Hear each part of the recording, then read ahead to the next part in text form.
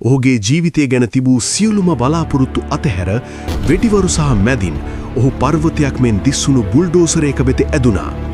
ඒ මොහොතේ ඔහුගේ දෙමාපියන් සහෝදරයන් සීවුවත් රටේ නිදහස සහ මුළු මහත් ජාතියක් වෙනුවෙන් වීරගාමිනී සොල්දාදුවා මේ තීරණය ගත්තා.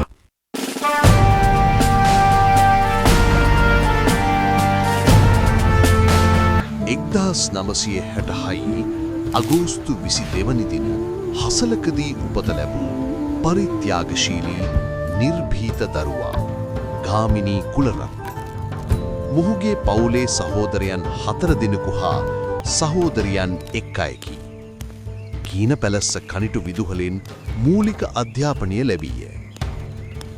වර්ෂ 1983 කුටි හමුදාව යුද්ධයක් ආරම්භ කළේය. ශ්‍රී ලංකාව ගිනිගත්තා. ජීවිත දහස් ගණනක් නැති වුණා. ජාතින් බෙදී ගියා. 1987 වන විට මෙම යුද්ධය දරුණු අතට හැරුණා. මෙය තවත් දරාගෙන සිටීමට නොහැකි වූ තරුණ ගාමිණී මෙම වසරේම යුද පිටියට එළඹීමට තීරණය කළා. ඒ කීර්තිය සඳහා නොව දහස් ගණන් ජීවිත පිරිබද සිතාය. ගාමිණී යුද හමුදාවේ කැපී පෙනෙන චරිතයක් වුණා. ඒ ඔහු තුළ ඇති දරා ගැනීමේ ශක්තියත් නිර්භීත බව නිසා මෙය අතරතුර LTTE හමුදාව අලිමන්කඩ වටලනු ලැබුවා. උණ්ඩ ඉතාමත් හිගයි. ගුවන් විදුලි සංඥා නොමැත. අතිරේක බල ඇනීද ඉතාමත් දුරයි. ඉතාමත් අසරණ වී සිටි බට පිරිස කබලෙන් ලිපට ඇද දෙමුවක් මෙන් රාත්‍රිය වන විට LTTE විසින් ප්‍රහාර කිහිපයක්ම දියත් කරන ලෙදී. සටන අතරමැදදී යුද ටැංකියක පෙනුමගත් සන්නාහ සන්නද්ධ බුල්ඩෝසරයක් කඳවුර දෙසට ඇදුණා. මැෂින් තුවක්කුවකින් හා උණ්ඩ විශාල ප්‍රමාණයකින් සන්නද්ධ වූ බුල්ඩෝසරය කඳවුරේ දකුණු දුරටුව දෙසට ගමන් කළේ. ලාන්ස් කෝප්‍රල් කුලරත්නට පෙනී ගියේ අධික ලෙස සන්නාහව තිබූ මෙම බුල්ඩෝසරයට කඳවුරේ රැකවල් බිඳ ඇතුල්වීම ඉතාම පහසු ක්‍රියාවක් බවයි. අලිමන්කඩ සතුරන් අතට පත්වීම රටට විශාල පාඩුවක් වන්නට ඉඩ තිබුණා. මේ අතර LTTE විසින් කඳවුරට මෝටාර් ප්‍රහාර එල්ල කරන්නට පටන් ගත්හ.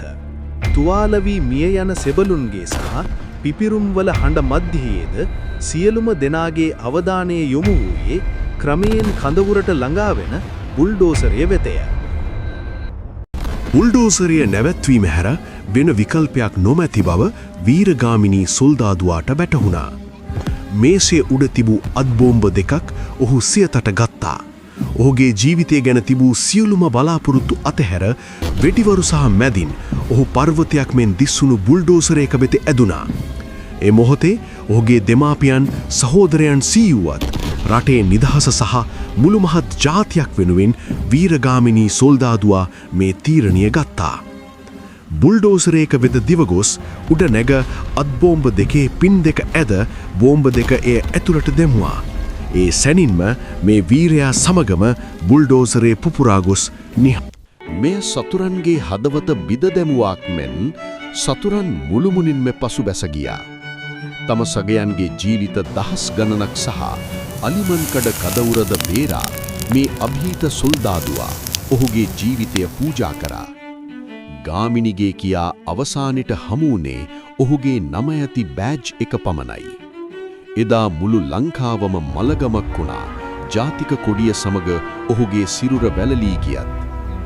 ඔහුගේ හසලක ගාමිණී යන නාමය අප හදවතේ නොමැරි සදාකල් පවතීවි. අලිමන්කඩ සහ හසලක මේ වීරුවාගේ ප්‍රතිමා තනා තිබේ. එය දකින වාරයක් පාසා මේ උත්තම ජීවිත පූජාව මතකයට නැගී දෑස් කදුලින් තෙත්වෙනව නොඅනුමානයි.